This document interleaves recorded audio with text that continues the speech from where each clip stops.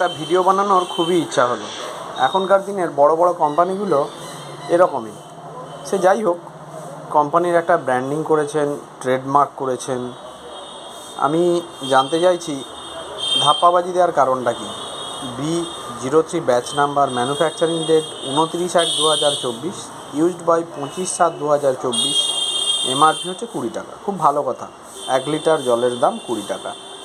আচ্ছা, এখানে সুন্দর করে লেখা রয়েছে পেটিএম UPI স্ক্যানার দিয়ে রেখেছেন, scan and Paytm app get up to 20 টাকা ক্যাশব্যাক। আর ছোট্ট করে টার্মস অ্যান্ড কন্ডিশনস অ্যাপ্লাই। তো এই টার্মস অ্যান্ড কন্ডিশনসটা কী রয়েছে কোম্পানি কোথাও কিন্তু লেখেনি। বোতলের গায়ে চিপকাতে হয়, চিপকে দিয়েছে, এবং এই বোতলের কোথাও কোনো গোপনভাবে কোনো কোডও দেয়া নেই। তো এটা শুধুমুধু দেওয়ার কারণটা কি? এটা কি লোক ঠকানো হচ্ছে না? এটাও এক ধরনের লোক ঠকানো হচ্ছে। দয়া করে জলের ব্যবসা করছেন করুন, এরকম লোক ঠকানোর অ্যাডভার্টাইজমেন্ট দেওয়ার কোনো দরকার নেই। আপনাদের ব্র্যান্ডের জল নিঃসন্দেহে ভালো, কিন্তু এরকম লোক ঠকানোর কারণটা আমার জানা নেই। কী কারণে আপনারা লোকটা ঠকাচ্ছেন?